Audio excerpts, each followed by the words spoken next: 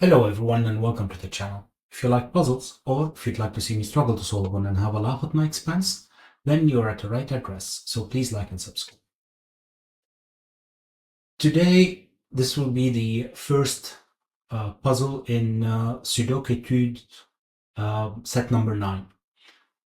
I will be doing 6 of those, and it's a collaboration with BremSter. I think, well, you will find them on both of our channels, and the goal of these Sudoku puzzles is to introduce concepts, give introduction to some Sudoku variants, and in general to be beginners friendly and help people get familiar with some Sudoku terminology, strategy, like I said, notations, and so on and so forth. So today I'm going to be trying my hand at Bottleneck by BremSter. If you'd like to give it a go, there will be a link in the description below. If you do, please let me know how you fared and what you thought of it.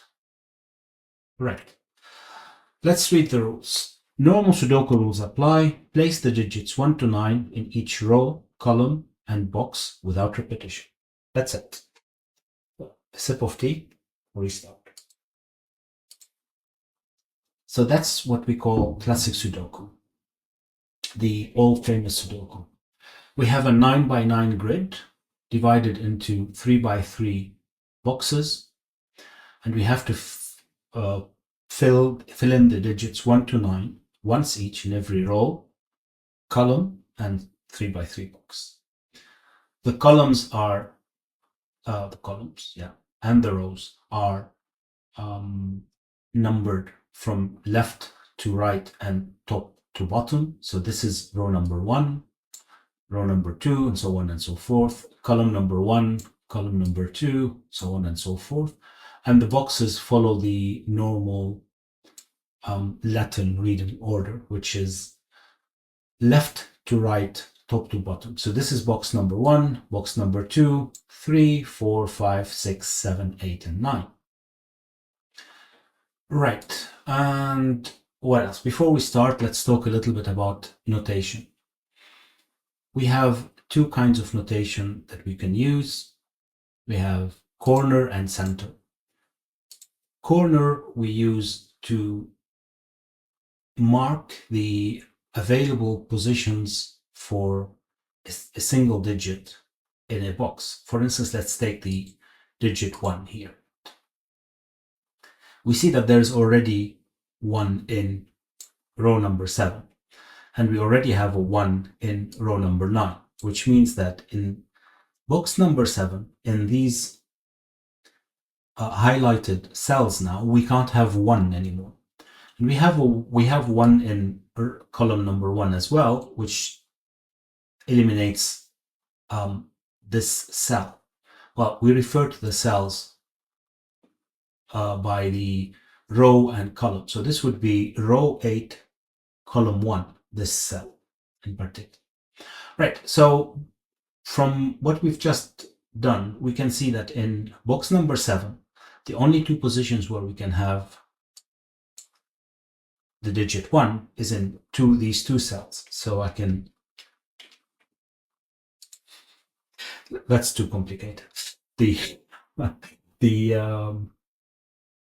letters. Well, in any case, that's corner pencil marks. And now when I continue solving the puzzle, I can always go back to box number 7 and I can see, oh, I've already eliminated 1 from all of the other positions, and these are the only two. So if all of a sudden I find that there is a 1 in this cell or anywhere in this column and box, in box number 4, column number 3, then I can eliminate this 1 and this 1 from this cell, and I would know, oh, well, I only have 1 left, so I can fill in this 1 here.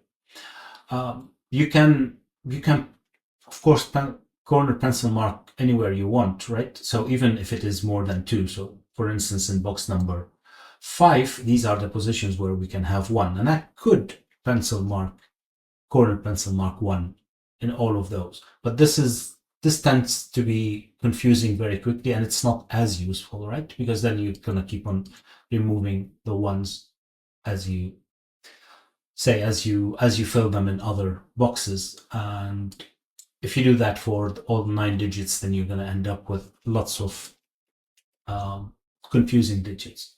So the rule of thumb that I think everyone uses is to start with 2, if you have 2, because it gives you access to some advanced techniques as well. We're not going to discuss now. And that's it about corner pencil marks. Now the other ones are center pencil marks, and those are usually used to pencil mark all the possibilities in a single cell. So for instance, here I can have 1, I can't have 2 or 3, I can have 4, I can't have 5, can't have 6, I can have 7, can't have 8, but I can have 9. And this tells me then that in this cell, and just in this cell, these are all of the possibilities that I can still pencil mark here. Right. Anything else? No, I think we can start. Right. So let's start with the 1, the digit 1. We already saw that we could have 1 here. Any place else where it makes sense doesn't look to pencil mark it. It doesn't look like it. Now we can look at the digit 2. And in this particular software, which is SudokuPad, Sven's SudokuPad, if you double click on a digit, it will highlight all of them. It's easier for visibility. But if we now look at box number 8, we can see that we can't have 2 in row number 7, we can't have 2 in row number 9, and we can't have 2 in column number 4 and column number 5 either. And the only position left still for the digit 2 is in row number 8, column number 6. So that's it too. Right. What else? What else with the digit 2? I think that's it for 2 for now. Right. 3.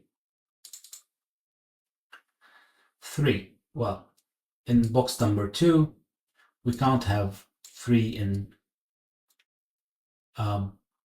row number 2 and row number 3 because they already have 3s in them. Those are already filled. So row 1, column 5, row 1, column 5 is the only possible position for a 3. We can fill in 3. That gives me more info on box number 8, where I can't have 3 in column number 5 or column number 6 anymore. And I can't have it in row number 7 either. All of that because 3s exist already in those columns and rows, which leaves me with row number 8, column number 4 as the last position. 3. Now we can look at box number 7 with the same technique. Looking at those 3, we can eliminate column number 2 and row 7 and row 8, and that's a 3. Now, where else can we look? Where else? Box number 6. We can't have 3 in column 7 and column 9. We can't have 3 in row 4, so that's a 3. And in box number 4, which is the last box without a 3 still, we can't have 3 in row 4 and row 6, or in column 3, so that's the last 3. And now we see that we have 3 in all of the boxes and all of the columns and rows. So 3 is done. Right, let's move to 4. 4, box number 2, can't have 4 in column number 6, can't have 4 in row number 3. That's the last remaining cell for number 4 or cell in box number 2. In box number 3, we can't have 4 in row 2 and row 3, but we still have 2 positions. We can use corner marks, corner pencil marks to type in 4. And anything else? Well, what about box number 7? We can't have 4 in row 8. So one of these have to be a 4, which means that now we've eliminated 4 from column number 2 in box number 4. This is already eliminated because of this 4 in column 1. There's already a 4 in row 6, so one of these is a 4 as well. Right. 5. Well, let's start with box number 3. Row 1 already has a 5. Column 8 already has a 5. So we have 2 places for 5 in box number 3, which eliminates 5 from row 2 already. And row 1 already has a 5. So in box number 1, that's the last position that we can use for 5, the last cell. And anything else? Oh yeah. Now we've eliminated 5 from column number 2. It leaves us with 2 positions in box number 7. That's a 5. Which means that we can't have 5 in row 8 anymore because we've already filled it in box number 7. See, one of those is 5, so it doesn't matter which one is 5. It will eliminate 5 from box number 9 and row 8. We can't have 5 in column 8 anyway, so that's the last position for a 5, which means that now we can't have 5 in any of these cells in box number 8, or in that one because it's eliminated by the 5 in column number 6, and one of these is a 5. Right, what about box number 5? Well, can't have 5 in column 6, but we can't have 5 in row 5 either because we already have a 5, which means that now we have 2 positions for 5 in box number 5. Right, but that gives us more information now, is that we do need one of these to be 5, and one of these being 5 eliminates 5 from column 5, row 7 in box number 8, and this isn't 5 anymore. Now, because we've already corner pencil marked 5 in box number 8, I know that this is the last position where 5 can be in box number 8, and I can just fill it in. Right, oh, already I do have a 5 here, so I have no idea what I was doing there. This is not a 5, right, because of that 5. But even though I made a mistake, I can see it because I've pencil marked the last ones, and this is a 5. Is that correct? Yeah, it looks correct. Right. 6. Right. Start with box number 2. We already can see that we can't have 6 in row number 3 anymore because of this 6. So this is the last position to have a 6. Now, if we move to box number 1, we've eliminated 6 from row number 2. This one is already filled, but we can't have a 6 anyway. So we need 6 in one of these 2 cells. One of these 2 cells. Right. What about box number 8? Well, this one is already filled, so it doesn't matter, but we can't have 6 in column number 6 either, and we can't have 6 in row number 9 because of that 6, which leaves us with a single position for 6 in box number 8. Right, now we look at box number 9. Can't have 6 in row number 7. We can't have 6 in row number 9, and we can't have 6 in column 9. So we need a 6 in row 8, column 7. What about box number 6? can't have 6 in any of these cells or in any of these cells because of these two 6s, and we need 6 then in the last available cell. Right, as you notice that you usually can move around between columns and cells, columns and rows to figure out where you should look next, right? As in, we started here, we added this one, it gave, so if I look now at rows, I can see that I can fill one in box number 9, but then now I look at columns because I've added a new 6, and then that gives me that one, and now we'll do the same, but then in rows, and I'll use these two to actually try to figure out where 6 is in box number 4. And in box number 4, we can't have 6 in row number 4 or in row number 6 because we already have 6s, which means that I do need to fill in 6 in this cell. However, now that we've filled in the 6 in this cell, we get two new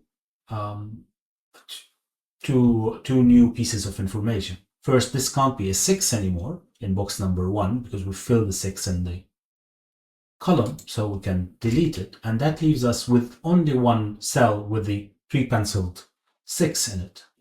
So I know that this has to be a 6.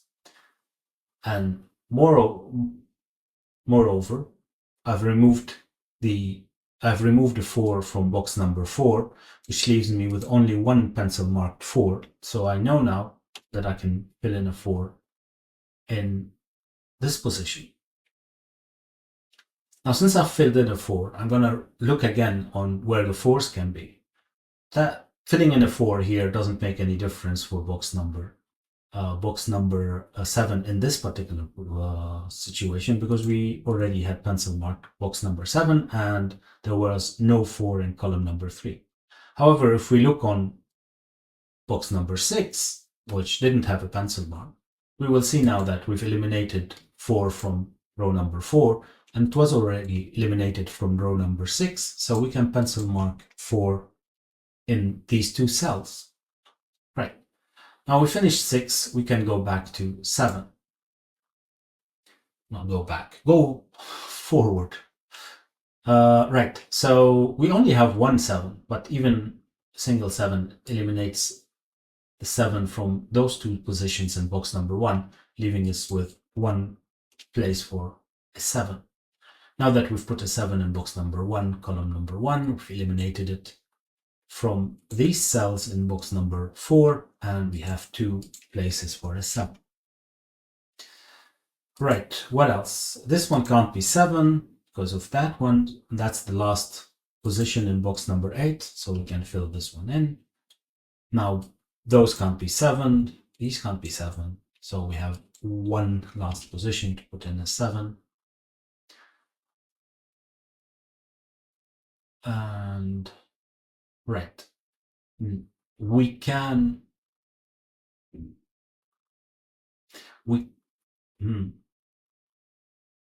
yeah, it's a little bit advanced, but we can, for the say astute or the more experienced amongst you, you could probably directly see that we can fill in the 7 here, but let's take it slowly and continue with the 8. Right, this is the last empty cell in box number 8, so it has to be an 8. Now, in box number 2, these are eliminated, so we need an 8 in one of these.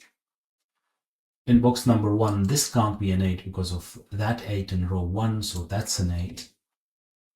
And now in box number 7, those can't be an 8. These can't be an 8. In row columns 2 and 3, this is the last position, so this becomes an 8. Right. We'll come back to this one. Let's just continue with the 8 for a second. In box number 9, this one isn't an 8, so this one has to be an 8.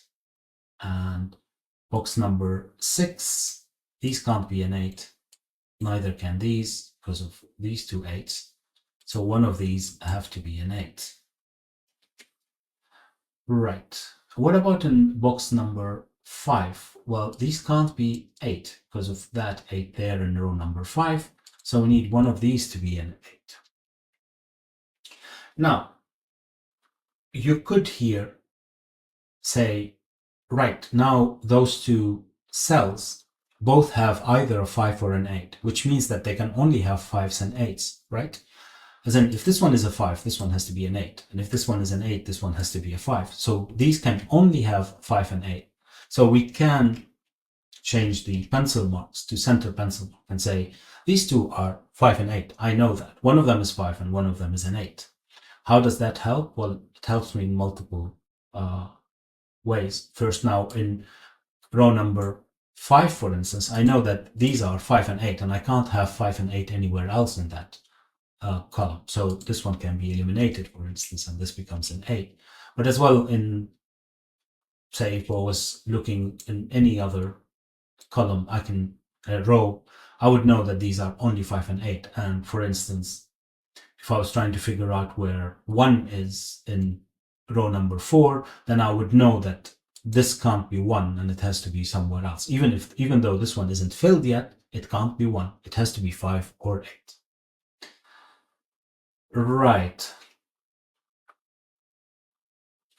Right. So what? Oh yeah, here now in box number 7, since we've filled in the 8 on top of a pencil marked 5, we can only have one 5 left, in one single place. So we can fill it in. The 5 eliminates a 1, so this becomes a 1.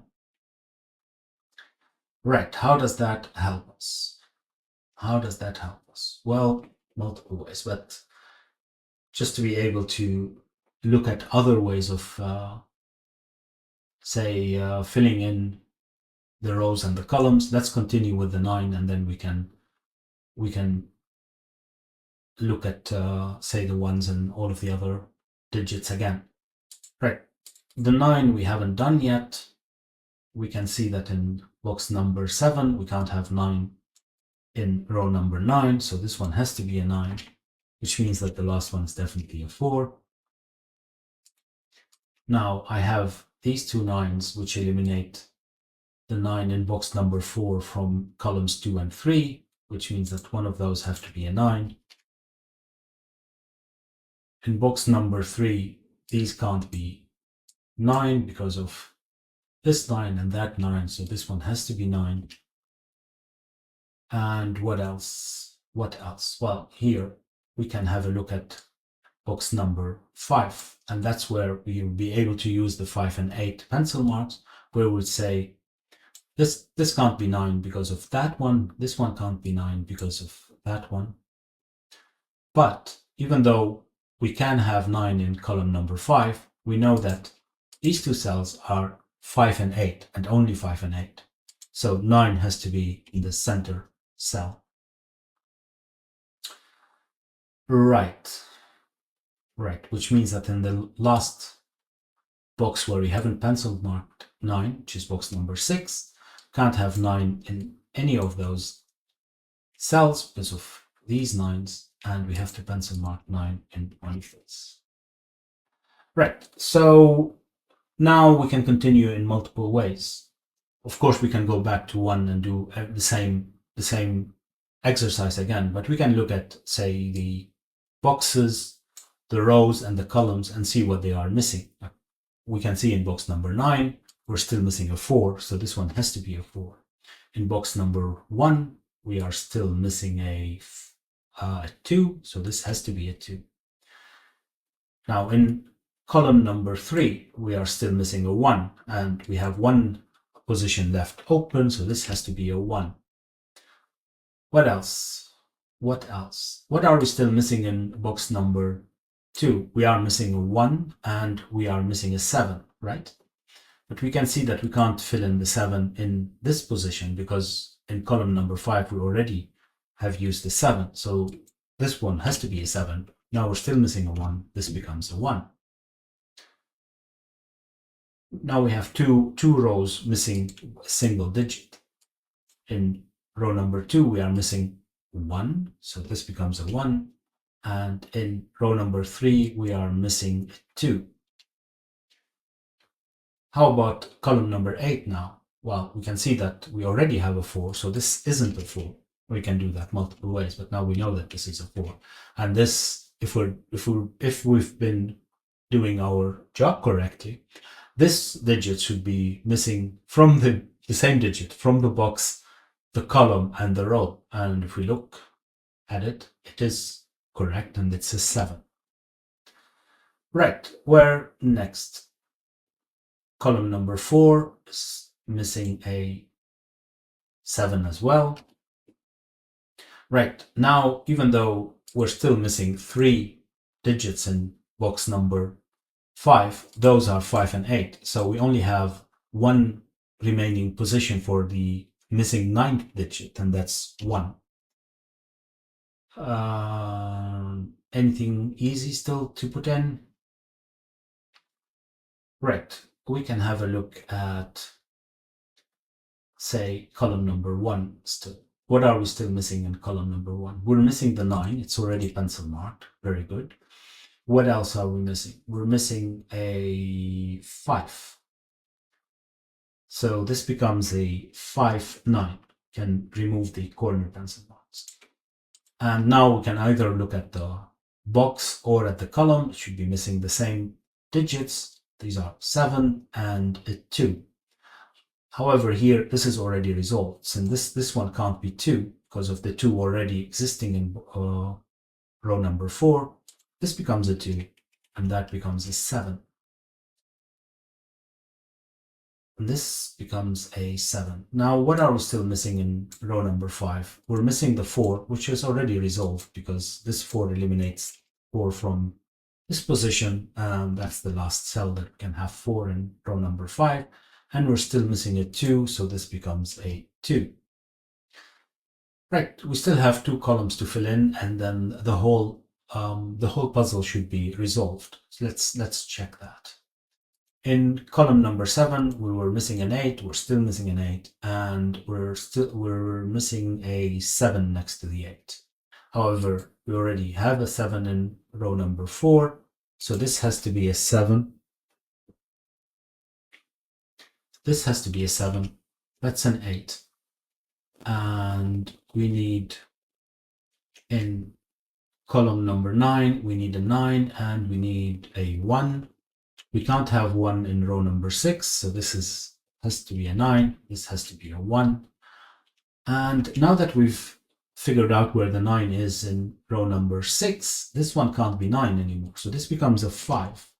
And the 5 now eliminates the 5 from this position. This becomes an 8. This becomes a 5. And this becomes a 9. And now we should have filled the digits 1 to 9 in every row, column, and 3 by 3 box. And you either can go and check it yourself, or if you're using a smart tool like SudokuPad, you can ask it to check it for you. And yay, it is correct. So I hope that this was helpful and that you've enjoyed it. If you did, please like and subscribe, maybe share, and I'll see you next time. Bye-bye.